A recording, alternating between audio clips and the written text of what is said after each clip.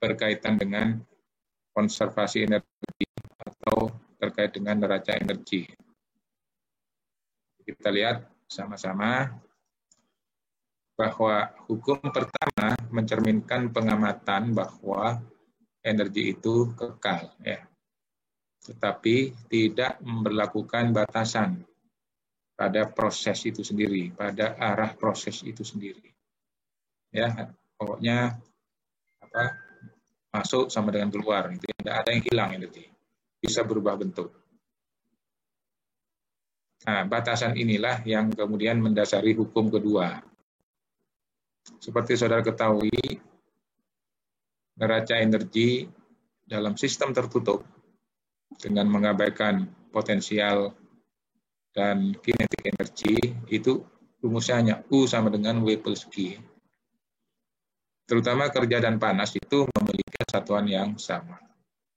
Cuma dari pengalaman ada perbedaan kelakuan antara keduanya. Seperti yang diringkas di sini, bahwa kerja dapat diubah ke dalam bentuk energi potensial dengan menaikkan beban, kemudian energi kinetik dengan mempercepat massanya, jadi berdasarkan kecepatan, kemudian bisa berubah dalam energi listrik dengan pengoperasian suatu generator. Ya, efisiensi ini konversinya bisa mencapai 100%, tentunya dengan asumsi-asumsi. Ya. Friksi bisa tidak ada, disipasi juga tidak ada. Sehingga konversi bisa genap 100%. Artinya, kerja itu dapat diubah secara sempurna ke dalam energi panas. Tetapi, konversi panas secara sempurna ke dalam kerja, atau energi mekanis, atau energi listrik, itu tidak bisa dapat dikatakan gagal. Sehingga di sini kurang lebih efisiensi konversinya itu di bawah 40%. Dan nanti kita lihat. Ya, jadi itu yang membedakan. Kalau kerja bisa sempurna berubah menjadi energi panas tadi, tapi kalau panas itu tidak bisa secara sempurna. Sehingga di sini statement daripada hukum termodinamika yang kedua, pertama adalah tidak ada peralatan yang dapat beroperasi sedemikian rupa, sehingga satu-satunya efeknya adalah mengubah panas yang diserap oleh suatu sistem seluruhnya menjadi kerja yang dilakukan oleh sistem. Ya, jadi tidak ada alat yang bisa merubah panas yang diserap oleh sistem menjadi seluruhnya menjadi kerja. Yang kedua, tidak ada proses yang mungkin terjadi pada transfer panas dari satu level temperatur ke level yang lebih tinggi. Jadi tidak ada, kalau temperaturnya lebih rendah akan mengalir ke temperatur yang lebih tinggi. Tapi sebaliknya, ya. Demikian juga di dalam siklus, ini ada statement 1 yang berdasarkan 1A tadi. Tidak mungkin dengan proses siklus untuk mengubah panas yang diserap oleh suatu sistem seluruhnya menjadi kerja yang dilakukan oleh sistem. Jadi jelas ya. Berarti ada panas yang diserap itu dan ada sisa yang dibuang. Ya. Secara neraca energinya tetap sama ya, sesuai dengan hukum termodinamika yang pertama. Jadi kira-kira di sini nanti diberikan dalam bentuk mesin panas atau heat engine. Di sini pendekatannya adalah klasik terhadap hukum kedua. Ya. Dilihat dari sudut pandang properti makroskopik. Heat engine ini merupakan mesin yang menghasilkan kerja. Dari mana? Yaitu dari panas dalam suatu proses siklus. Jadi siklusnya biasanya ada 4 tahap. Ya. Dan tertentu, ya. Prosesnya itu tertentu. Seperti di sini adalah power plant. Siklus power plant. Biasanya fluidanya adalah H2O. Jadi tahap pertama air, yaitu berupa cairan yang berasal dari sebuah kondensor, itu dipompa ke dalam sebuah boiler pada tekanan tinggi. Boiler itu penghasil steam, ya. Sehingga kemudian air yang masuk dipanaskan.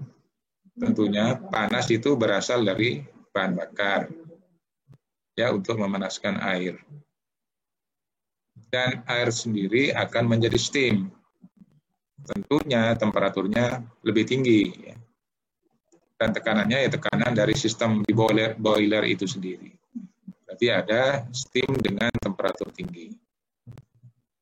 Kemudian yang ketiga ini, energi tersebut ditransfer sebagai kerja mekanis dari steam ke lingkungannya dengan suatu alat seperti turbin misalkan, ya. Jadi steam tadi masuk ke dalam turbin, ya, menghasilkan kerja, ya. Di situ biasanya ada baling-baling di situ yang didorong, tapi steamnya itu sendiri tidak semuanya menjadi kerja, ya. Ada yang dibuang. Jadi ada tentunya di situ dari tekanan tinggi, kemudian keluar setelah melewati turbin itu kan ekspansi, ya, tekanannya turun, temperaturnya juga turun. Sehingga setelah lewat dari turbin itu tekanan dan temperaturnya lebih rendah daripada temperatur waktu di boiler. Oke. Nah, kemudian kan berarti ada steam yang tidak terpakai. Buangan steam dari turbin itu kemudian dikondensasi lagi, ya, dengan transfer panas ke lingkungannya seperti pendingin, ya, menghasilkan lagi air yang berupa cairan, kemudian kembali lagi ke boiler. Nah, jadi itu kembali ke keadaan awal, makanya disebut siklus, ya.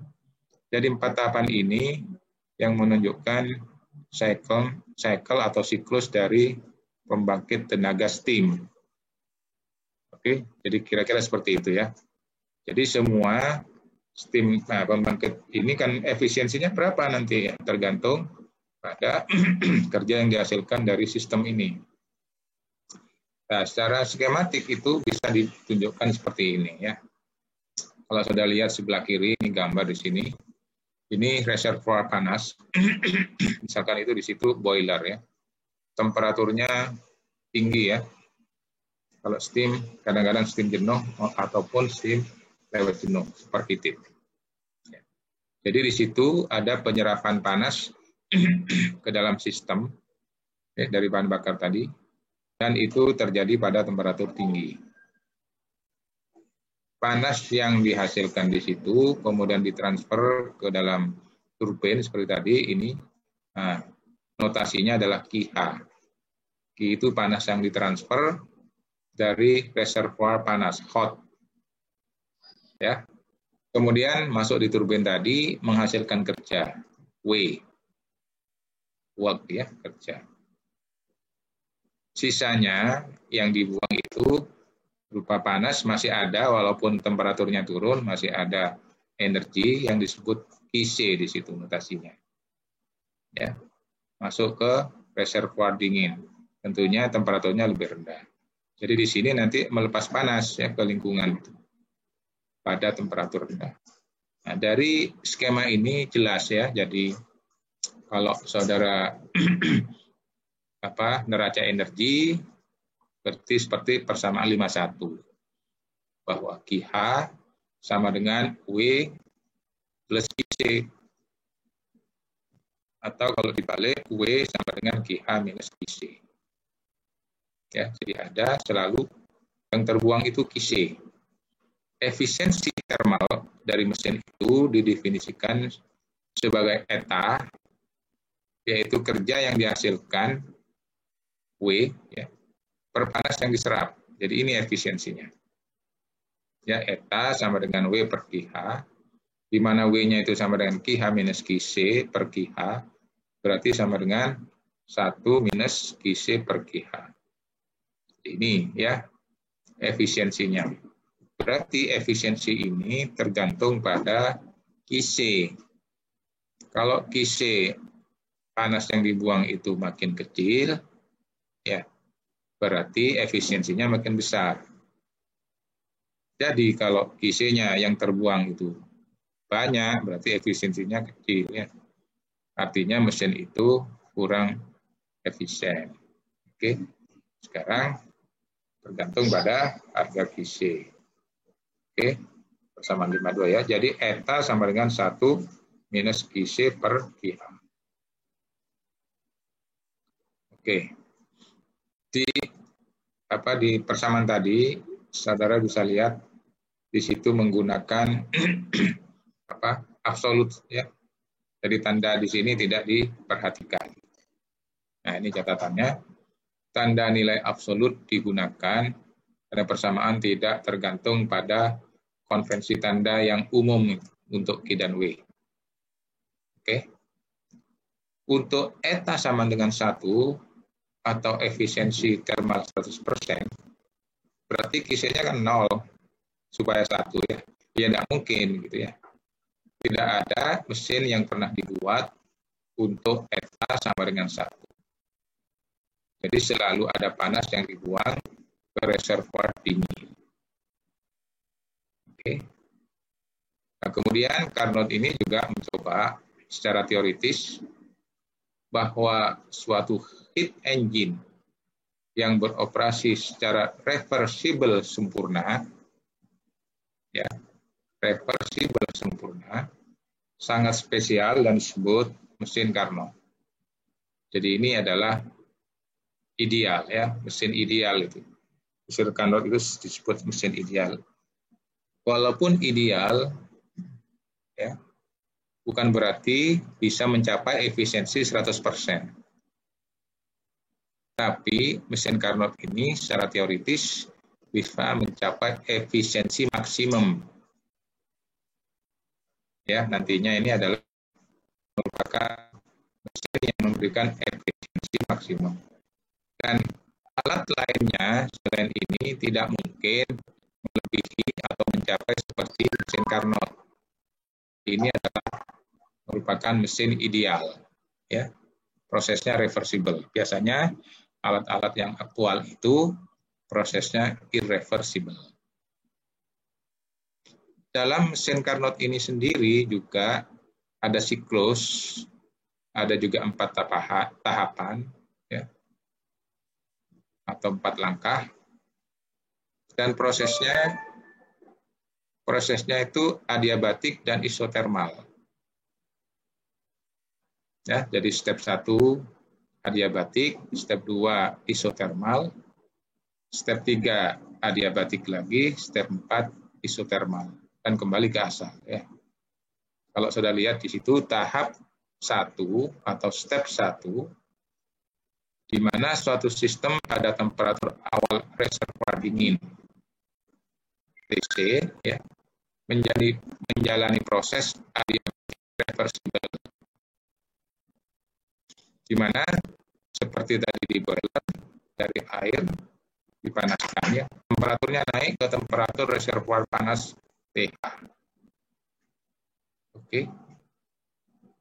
Kemudian step yang kedua, di mana sistem tetap kontak dengan reservoir panas TH dan menjalani proses isotermal reversible. Jadi tetap pada tahap 2 ini suhunya TH, ya, dengan menyerap panas QH dari reservoir panas. Oke. Step 3 adiabatik lagi, cuman arahnya berlawanan, di mana sistem ini menjalani proses adiabatik reversible pada arah berlawanan dengan step 1. Temperaturnya kembali ke temperatur dingin TC. Kemudian sistem tetap kontak dengan suhu TC dan menjalani proses isotermal reversible pada arah berlawanan dengan step 2 ke keadaan awal dengan melepas panas Qc ke reservoir dingin. Jadi inilah langkah-langkah dari mesin Carnot yang merupakan mesin ideal. Ya. Kita lihat statementnya dari Carnot ini. Sehingga muncul teorema dari Carnot, yaitu merupakan statement kedua dari hukum kedua, bahwa untuk dua reservoir panas yang diberikan, tidak ada mesin yang dapat memiliki efisiensi termal lebih tinggi daripada mesin Carnot. Jadi mesin Carnot itu sudah maksimal. Semua mesin Carnot yang beroperasi antara reservoir panas pada dua temperatur yang sama mempunyai efisiensi termal yang sama. Jadi menurut Carnot itu, efisiensi itu hanya tergantung pada temperatur, level temperatur TH dan TC. Ya, dari pernyataan ini bahwa efisiensi termal dari mesin Carnot hanya tergantung pada level temperatur dan bukan pada fluida kerja dari mesin. Apapun fluida kerjanya, tapi kalau TH dan TC-nya sama, akan memberikan efisiensi yang sama. Itu menurut Carnot. Ya. Kemudian dia membuktikan yang disebut dengan skala temperatur termodinamika. Jadi mesin Carnot ini menetapkan suatu skala temperatur termodinamika yang benar-benar tidak tergantung pada bahan, ya, tidak tergantung pada properti bahan apapun. Misal dia memberikan notasi theta, ya, yaitu temperatur pada beberapa skala empiris. Dalam eksperimennya dia, theta, ya, temperatur. Dalam eksperimennya dia heat engine-nya itu dibuat, ada dua heat engine secara seri.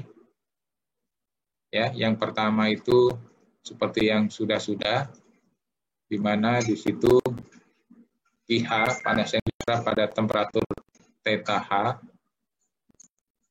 ya, masuk ke mesin mekanik ini menghasilkan kerja dan dibuang panasnya berupa Qc pada temperatur theta C.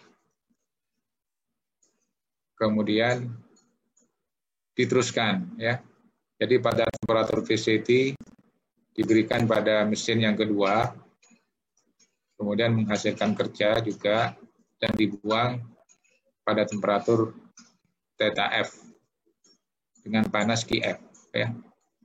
Kerja yang dihasilkan dari keduanya, dari kedua mesin ini dinyatakan sebagai kerja dan dijadikan satu, ya, kerja totalnya adalah W. Ya, sehingga kalau dilihat secara total, panas yang diserap QH, kemudian yang dibuang itu QF, kemudian dihasilkan kerja sebesar W, gitu ya. Dari teorema Carnot menunjukkan bahwa efisiensi termal dari mesin pertama adalah fungsi dari theta H dan theta C. Ya. Jadi eta sama dengan 1 minus Qc per Qh itu merupakan fungsi theta H, theta C. Atau kalau dibalik, ya, Qh per Qc, hasilnya itu seperti panas persamaan 53, yaitu sama dengan 1 per 1 minus fungsi theta H, theta C. Artinya Qh per Qc ini juga merupakan fungsi theta H dan theta C. Ya, pastilah ya. Kemudian yang kedua, mesin kedua ya. QC per QF. Berarti sama juga dengan ini ya. Kalau di sini tadi QH per QC adalah fungsi theta H, theta C. Berarti yang kedua, yang ketiga ini totalnya ya. Fungsi theta C, theta F. Ya. Kemudian yang ketiga itu adalah QH per QF ya, dari atas langsung ke bawah menghasilkan V. Ya. Nah, itu adalah fungsi theta H dan theta F. Kalau ini dibagi dari kedua persamaan tadi di atas ini, maka QH per QC, ya QF-nya hilang ya, merupakan fungsi theta H, theta F per theta C, theta F. Namun itu QF-nya kan bisa dicoret ya, QH per QC. Kalau QH per QF dibagi QC per QF, berarti QF-nya hilang. Ya. Pembagian persamaan kedua dengan persamaan pertama itu, perbandingan dengan persamaan 53 tadi, temperatur sembarang theta F itu harus dihapus ya, sudah tidak ada lagi. Berarti QH per QC itu tetap sebagai fungsi TH, theta H, dan fungsi theta C bersama 54. Kemudian bila skala tadi kembalikan lagi ya, dengan set theta itu pada temperatur Kelvin, T, maka QH per QC itu seperti persamaan 55. Ya, jadi fungsi TH per fungsi TC. Ya, balik lagi seperti tadi.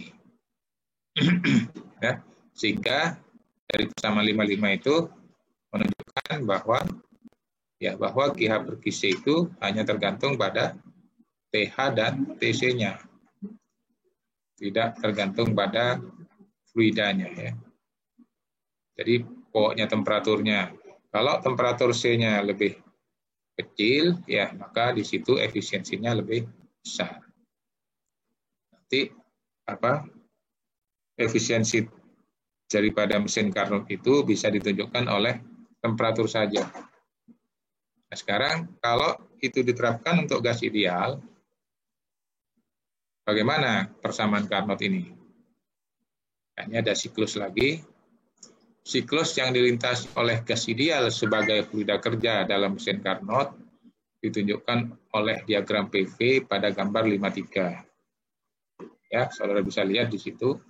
Tetap merupakan 4 proses reversible. Ya, dari A, di sini A, pada temperatur TC, mengalami proses adiabatik, ya seperti tadi, ini gambarnya. Kemudian suhunya naik menjadi TH. Kemudian dari B mengalami proses ekspansi isotermal pada TH. Nah, pada saat ini panasnya diserap. Itu sebesar QH. Ya. Jadi proses isotermal pada QH. Ya, diserap masuk dalam proses sistem.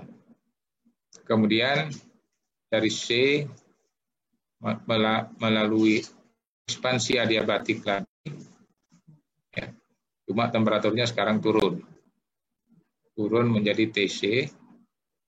Kemudian dari D yang terakhir balik ke asal dengan kompresi isotermal ke keadaan awal dengan melepas panas QC. Jadi kira-kira ini ya, keempat proses. Jadi ada QH masuk, kemudian ada QC keluar. Nah, kalau saudara lihat persamaan-persamaan yang sebelumnya, ya untuk proses isotermal, proses adiabatik, ya seperti pada soal kuis yang kemarin tuh ya. Sekarang lihat, kalau proses isotermal B, C, dan DA. Isotermal ini yang seperti ini ya, BC dan DA. Oke, BC dan DA itu isotermal. Dengan persamaan sebelumnya yang lalu, 327 ya. Ini di sini kebetulan menggunakan V ya. Bukan P. Bisa menggunakan P, bisa menggunakan V. Yang perlu diingat, kalau saudara menggunakan P tekanan, ya P2 per P1 itu tandanya minus. Ya, ada beberapa yang saudara memberikan nilai positif. Kalau pakai P itu positif, ya. Jadi QH-nya itu adalah RTH ln VC per VB, ya. Oke, RTH ln VC per VB. Kemudian yang DA IC sama dengan RTC ln VD per VA. Oke. Ini dari, kalau yang DA itu dari suhu rendah ke suhu tinggi ya. Berarti kan negatif mestinya. Nah, ini dibalik menjadi positif. Oke.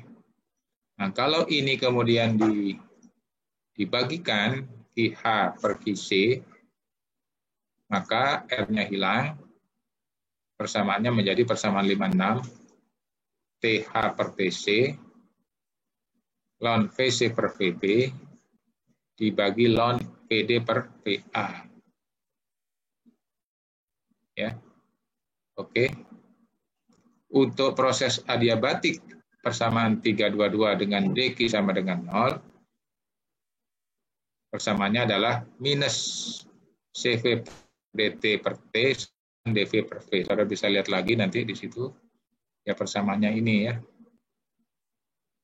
Oke, biasanya nanti kalau ini dq, kalau dq-nya tidak 0 itu kan nanti untuk mencari q-nya adalah diintegrasikan ya, diintegralkan. Kalau prosesnya isotermal kan dt-nya hilang. Sehingga muncullah tadi ln V ini ya. Oke, karena 0 berarti minus CV per R dt per T sama dengan dV per V. Oke. Untuk lintasan A menjadi B dan C menjadi D dengan integrasi, AB itu yang adiabatik ya. C juga yang adiabatik.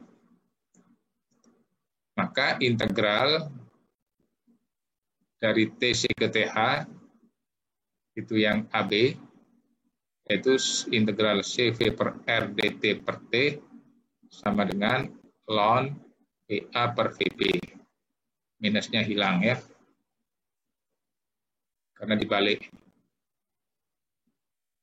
Oke, dan integral TC sampai TH, CV per R dt per T, ln sama dengan ln PD per VC.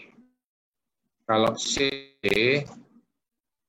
ya, C ke D itu adalah adiabatik yang sini, yang bawah ya. Oke. Mana yang lebih suhunya? Mestinya dari TH ke TC ya. Tapi ini dibalik, minusnya hilang ya. Dibalik hilang sehingga ininya tetap sama dengan ln VD per VC. Supaya menyamakan suhu sebelah kiri ini dengan yang sebelah kiri bersama sebelah kiri ini. Dari pernyataan ini ya, berarti bahwa ln VA per VB itu sama dengan ln VD per VC. Paham ya? Ln VA per VB sama dengan ln VD per VC. Atau kalau dibalik ini, bukan dibalik, itu diatur lagi, VC-nya sama VA-nya ditukar. Sama aja ya.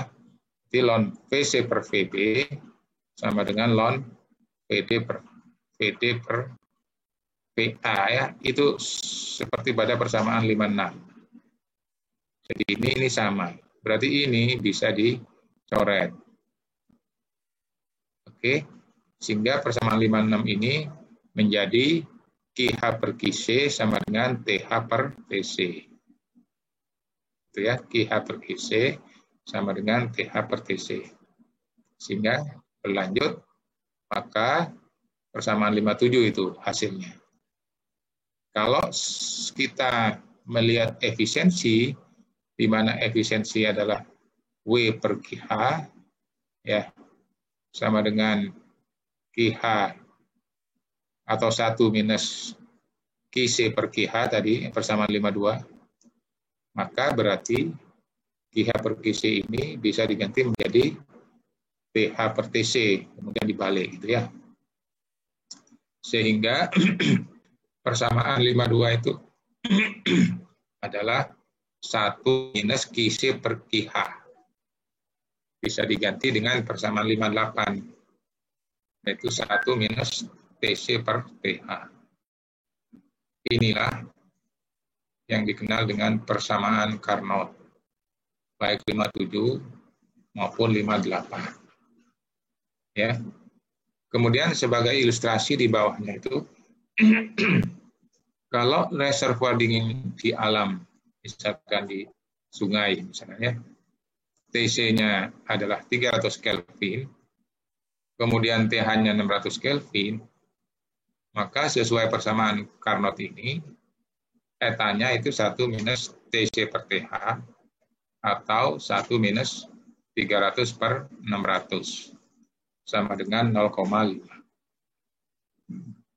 Jadi inilah batas kira-kira untuk efisiensi termal dari mesin Carnot. Jadi ini sudah maksimal di situ ya.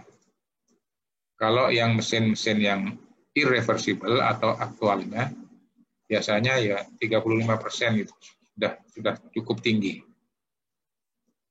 Gitu ya. Jadi walaupun Carnot itu juga tidak bisa mencapai 100% ya. Jadi ada maksimumnya juga sesuai dengan hukum termodinamika yang kedua di awal tadi. Ya, sehingga ini berarti ada, kalau mengikuti mesin Carnot itu sudah maksimum efisiensinya.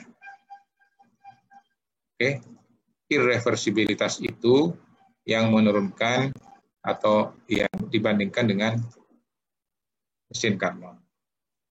Sampai di sini barangkali ada pertanyaan sebelum ke entropi.